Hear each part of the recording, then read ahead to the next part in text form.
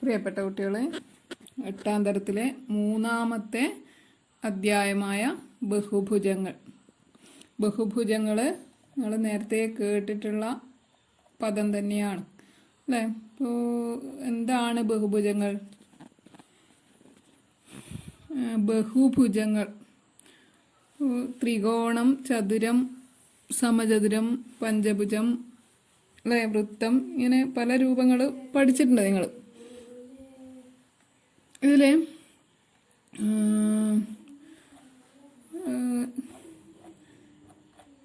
ഈ ചിത്രത്തില് ഇത് പഞ്ചഭുജമാണല്ലേ. ഈ ഒരു രൂപം നോക്കിയേ, ഇതിനെ നമ്മൾ ബഹുഭുജം എന്നൊന്നും പറയാൻ പറ്റൂല അല്ലേ. ഇത് ഈ ചിത്രത്തിലുള്ളത് ഒരു ബഹുഭുജമൊന്നും അല്ല. ബഹുഭുജം എന്ന് പറഞ്ഞാൽ 3 അതിൽ കൂടുതലോ വശങ്ങളുള്ള ഒരു സംവൃത രൂപമാണ് ബഹുഭുജം അല്ലേ.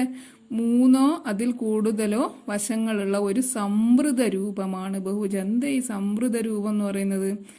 സംവൃത രൂപം എന്ന് പറയുന്നത് ഇപ്പോൾ ഒരു ഉൾവശവും ഒരു എന്താ പറയുക ബാഹ്യഭാഗവും, ഒരു ഉൾഭാഗവും ഒരു ബാഹ്യഭാഗവും ഉണ്ടായിരിക്കുന്ന രൂപം. അതിൽ ഉൾഭാഗത്തുനിന്ന് ബാഹ്യഭാഗത്തേക്കോ തിരിച്ചോ പോകണമെങ്കിൽ നമ്മുടെ സംവൃത രൂപത്തെ മുറിച്ച് കടന്ന് പോകേണ്ടി വരുന്ന രീതിയിലുള്ള രൂപം അല്ലേ.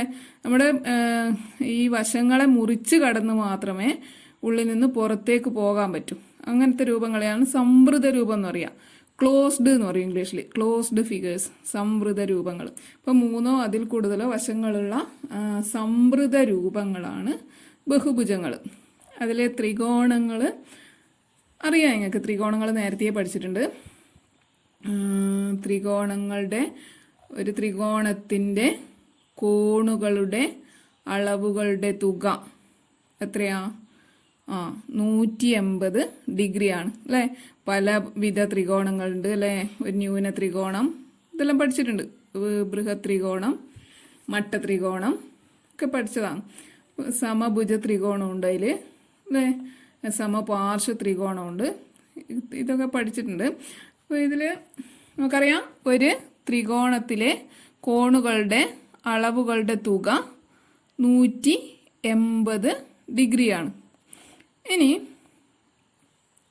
ഒരു ചതുർഭുജം, ചതുർഭുജം എന്ന് പറഞ്ഞാൽ അത് ചതുരാകണമെന്ന് നിർബന്ധമില്ല. 4 വശങ്ങളുള്ള എല്ലാ സംവൃത രൂപങ്ങളെയും ചതുർഭുജം എന്ന് പറയും അല്ലേ. ഏതെല്ലാം എങ്ങനെയെല്ലാം ഉണ്ട് 4 വശങ്ങളുള്ള സംവൃത രൂപങ്ങൾ?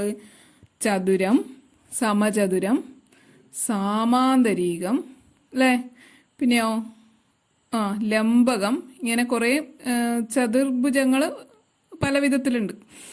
ഒരു ചതുർഭുജത്തിനെ നമ്മൾ ഒരു വികർണം വരച്ച്, ഒരു ചതുർഭുജത്തിനെ ഒരു വികർണം വരച്ച് 2 ത്രികോണങ്ങളായി വിഭജിക്കാൻ പറ്റും. അത് ഏത് രീതിയിലുള്ള ചതുർഭുജമായാലും അല്ലെ, സമചതുരായിക്കോട്ടെ ചതുരായിക്കോട്ടെ, ഏത് ചതുർഭുജത്തിനെയും ഒരു വികർണം വരച്ച് 2 ത്രികോണങ്ങളായി മാറ്റാൻ കഴിയും. ഇനി നമുക്കറിയാം ഒരു ത്രികോണത്തിലെ കോണുകളുടെ അളവുകളുടെ തുക 180 ഡിഗ്രിയാണ്. അപ്പോൾ ഇതിൽ 2 ത്രികോണങ്ങൾ ഉണ്ട്. ഇതിൽ നമുക്കറിയാം ചതുർഭുജത്തിൻ്റെ ഒരു ജോഡി എതിർകോണുകളെ ഇത് നമ്മുടെ വികർണം വിഭജിച്ച് 2 ത്രികോണത്തിലേക്ക് വിട്ടിട്ടുണ്ട്. അതായത് ഒരു ചതുർഭുജത്തിലെ ഈ എതിർകോണുകളെ വിഭജിച്ച് അത് 2 ത്രികോണത്തിൻ്റെ കോണുകളായി മാറ്റിയിട്ടുണ്ട്.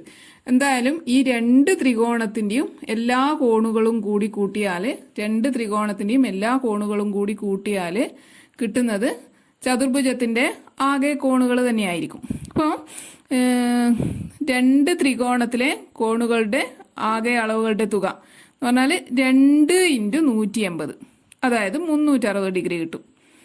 2 ത്രികോണത്തിലെ ആകെ കോണുകളുടെ തുക 360 ഡിഗ്രി എന്ന് പറഞ്ഞാൽ എന്താ മനസ്സിലാവുക? ഒരു ചതുർഭുജത്തിലെ ആകെ കോണുകളുടെ അളവുകളുടെ തുക 360 ഡിഗ്രി എന്ന് കിട്ടി.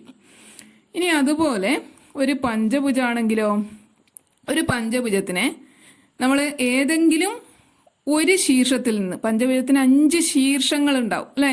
ശീർഷം എന്ന് പറഞ്ഞാൽ ഈ 2 വശങ്ങൾ കൂട്ടിമുട്ടുന്ന ബിന്ദു, അതിനെയാ ശീർഷം എന്ന് പറയാം.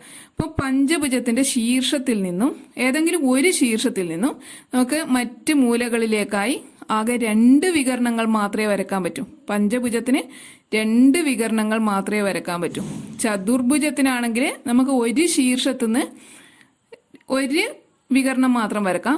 പഞ്ചഭുജത്തിന് നമ്മൾ ഏതെങ്കിലും ഒരു ശീർഷത്തുനിന്ന് എടുത്താൽ 2 വികരണങ്ങൾ വരക്കാം. അല്ലാണ്ട് മറ്റ് ശീർഷങ്ങളിൽ നിന്ന് വികരണങ്ങൾ വരക്കാം, അതല്ല പറഞ്ഞത്. ഒരു ശീർഷത്തിൽ നിന്ന് 2 വികരണങ്ങൾ വരക്കാൻ പറ്റും. അതുപോലെ തന്നെ അപ്പോൾ ഈ 2 വികരണങ്ങൾ പഞ്ചഭുജത്തിനെ എത്ര ത്രികോണങ്ങളായി മാറ്റും? 2 വികരണങ്ങൾ പഞ്ചഭുജത്തിനെ 3 ത്രികോണങ്ങളായി മാറ്റും.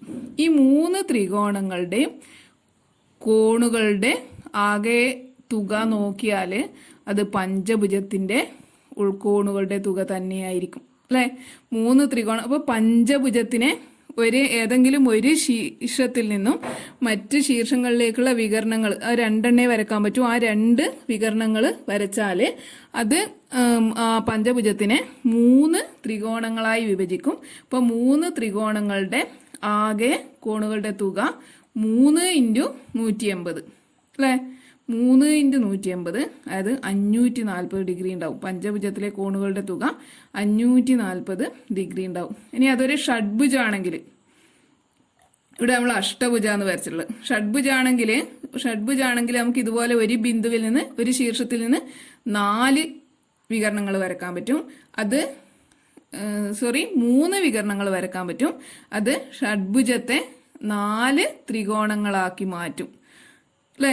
3 വികരണങ്ങൾ. ഇപ്പോൾ വശങ്ങളുടെ എണ്ണം 6 ആവുമ്പോൾ 3 വികരണം വരക്കാം, 4 ത്രികോണങ്ങളായി മാറ്റും. അപ്പൊ 4 ത്രികോണങ്ങളുടെ കോണുകളുടെ ആകെ തുകയായിരിക്കും ഷഡ്ഭുജത്തിന്റെ കോണുകളുടെ തുക, ആകെ കോണുകളുടെ തുക. ആ തുക എത്രയായി? 450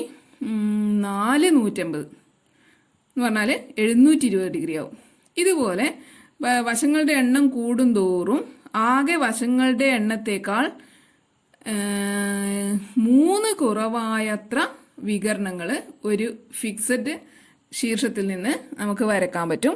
അപ്പോൾ ആകെ വശങ്ങളുടെ എണ്ണത്തെക്കാളും 2 കുറവായത്ത ത്രികോണങ്ങളായി ആ ബഹുഭുജത്തെ നമുക്ക് വിഭജിക്കാൻ പറ്റും. ഇവിടെ അഷ്ടഭുജം വരച്ചിട്ടുണ്ട്. ഇപ്പോൾ 8 ശീർഷങ്ങളുണ്ട്, 8 വശങ്ങളുണ്ട്. ഇപ്പോൾ ഒരു ശീർഷത്തിൽ നിന്ന് എത്ര വികരണങ്ങൾ വരക്കാൻ പറ്റും?